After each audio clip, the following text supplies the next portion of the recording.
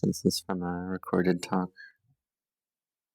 So this time it's the occasion to sit in meditation, make our minds peaceful, to cultivate the metta Brahmavihara, the divine abiding of loving kindness. And this loving kindness Brahmavihara, it's a meditation object to make our mind at peace. It's like when the weather is hot, we need coolness. And this hot weather can make our body uncomfortable, too hot, like having a fever. And in this case, we use coolness to reduce the fever, to reduce the heat. So when the mind is too hot, then we need coolness as well. And this coolness is the loving kindness, Brahmavihara, the divine abiding of metta. So we build this merit. We practice generosity, virtue, meditation, making our minds peaceful. We spread loving kindness to ourselves, to wish ourselves well, to wish ourselves happiness. And we wish happiness and well-being to all beings as well. So at this time, the economy is going through a difficult time where things are very expensive, like oil and other things that people wish to purchase. They're getting more and more expensive. So this makes it harder for people to live their lives, harder for them to be in the world. So it's hard, but we cultivate loving kindness.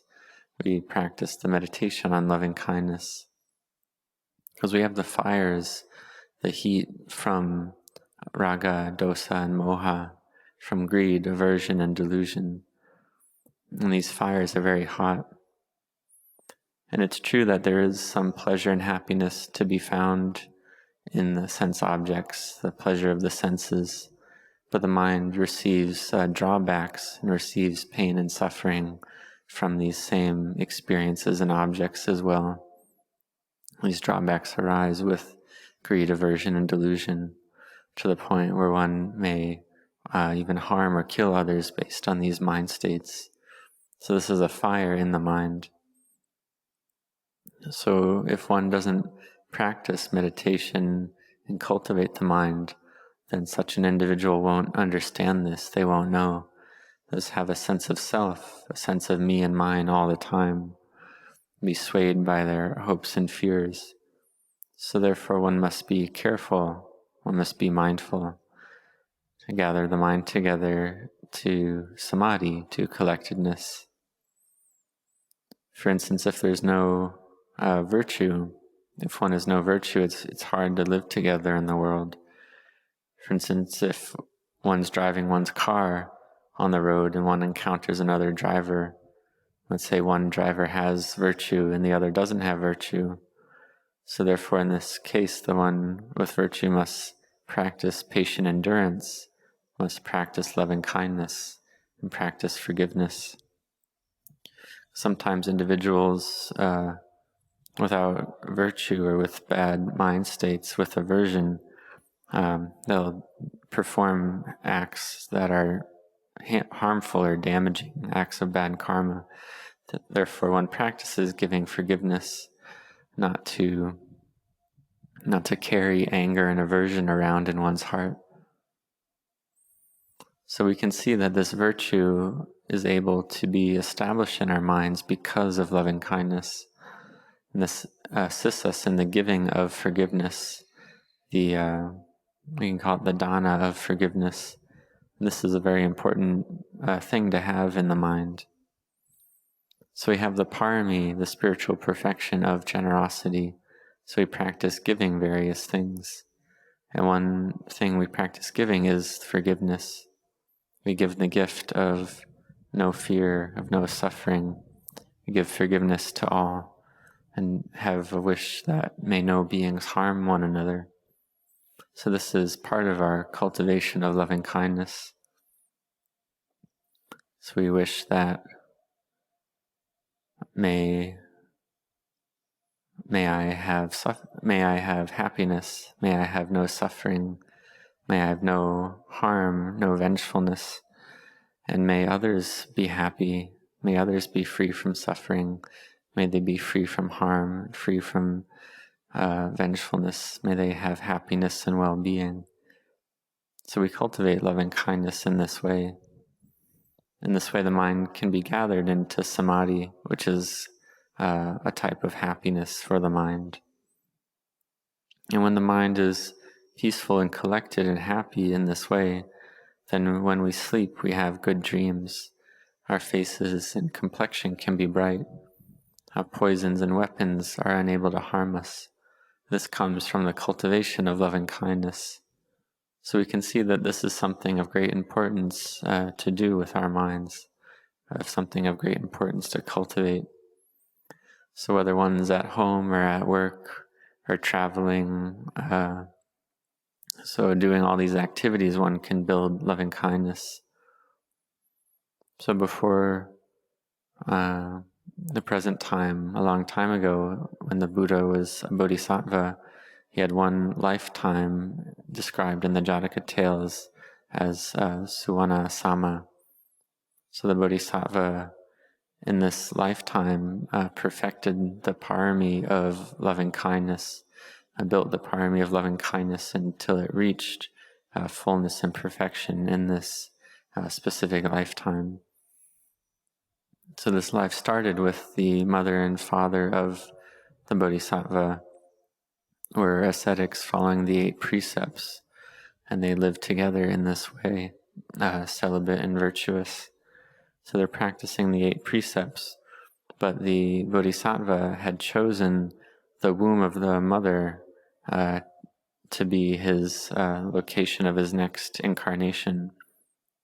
So therefore Indra, the king of the Tawatingsa Devas, said to the male ascetic, to the father-to-be, to touch his finger to the stomach of the mother in order to give rise to the bodhisattva entering the womb.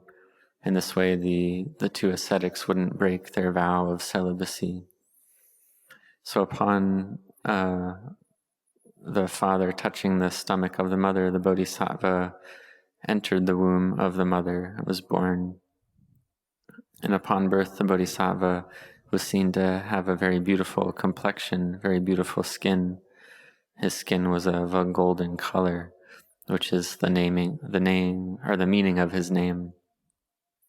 And the mother and father became blind as well. So the bodhisattva, Suvannasama, he helped his mother and father in all ways. He helped them get fruit, helped them get water, helped line the walking paths to make it easy for them to go about. He helped them in every way. So this went on for some time until one day a king of a nearby kingdom went to go hunting in that very forest. And in the course of his hunt, he saw the bodhisattva at a distance while the bodhisattva was gathering water. And the king wasn't sure if the bodhisattva was a human or an animal or what kind of being he was, because he was so radiant and beautiful. He wasn't sure what kind of being he was. And the bodhisattva, Suvannasama, he spread loving kindness throughout the forest, such that no animals ever harmed him. But when he was getting water in that very moment, he forgot to do his loving kindness practice. So at that point, the poisoned arrow of the king entered his body, and the king shot him. But even after getting shot with this poisoned arrow, the bodhisattva felt no anger. He just asked, "Why did you shoot me?" without any aversion or vengeance in his heart. He said, "I care for my mother and father who are blind. I don't fear death or mind if I die, but my mother and father won't be able to live without my help." So the king was surprised. He felt that he was making a very unwholesome karma to kill a being with such high virtue and parami. And then upon noticing that their son had not returned from gathering water, the mother and father went looking for him, and they eventually found him at the edge of the pond, close to death. So at this point, the Bodhisattva Suvannasama spread loving kindness and made a determination of truth.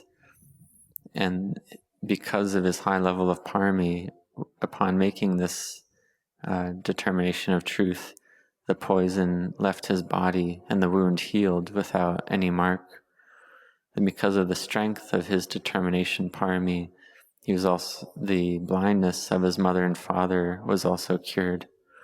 This is because the Bodhisattva in this lifetime already had an incredibly high level of parami.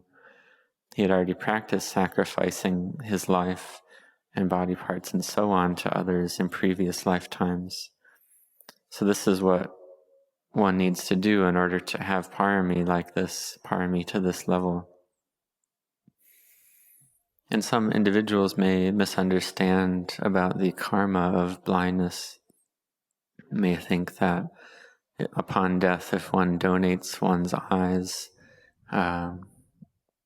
after death one donates the eyes left in one's corpse, then in the future they'll be reborn without eyes or be reborn blind. But actually it's not so.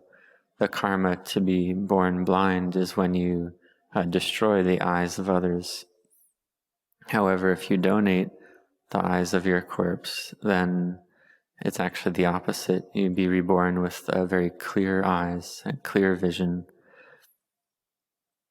This is because we do it without aversion. We do it with generosity. So there's no drawback there, and one gets clear eyes.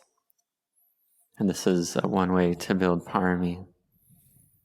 And we see that in this lifetime, as Suvannasama, the Bodhisattva, cultivated the perfection of loving kindness, and he brought this parami of loving kindness to completion, to fullness. He helped his mother and father in every way, and he built great merit with his loving kindness practice. So for ourselves as well, we build merit with our loving kindness practice, spreading loving kindness to ourselves and also to others. And this can bring great upliftment and joy to our minds and hearts. And this helps us in our practice of virtue, of sila. So we practice virtue and we practice generosity and we practice loving kindness to take care of our minds. And having been born into this world, we'll observe or encounter individuals who lack virtue, who do acts of unwholesome karma. So at this point, observing this, one practices upekkha, equanimity. And one reflects that individuals doing these unwholesome acts, if they reflect on the drawbacks of this behavior, then it's possible that they could change to be a good person. And then when one sees people doing good things, one sees good people, then one feels mudita, sympathetic joy. One doesn't feel any jealousy, one rejoices with them. And when one sees beings with suffering, then one helps according to one's strength of mindfulness and wisdom with compassion. So in this way we practice loving kindness at all times. And this is the practice of Dhamma. So whether at work or at home, we do this practice. And in this way we're able to live in the world. This is the Dhamma of loving kindness. Because this Dhamma of loving kindness supports the world. If we have metta to one another, then we're able to exist in the world and be in the world in a way that's peaceful. If beings are all selfish and don't have any sharing, then we're not able to live in the world. If the wealthy don't share at all, then there'll be many poor people, and these poor people end up hurting the rich who don't share. So therefore, we must have sharing and care for one another. We can look at the example of Anathapindika at the time of the Buddha. He shared a lot with those who were poor and impoverished. And even his name, Anathapindika, was a name given to him because of his great generosity. And this name means one who is the refuge of the impoverished, the refuge of the poor. So therefore we practice doing wholesome acts, we practice doing merit, practice generosity, practice loving-kindness meditation. We practice it to be well established in our heart at all times, to bring us happiness, progress, and development. So may you all be well, may you all be happy.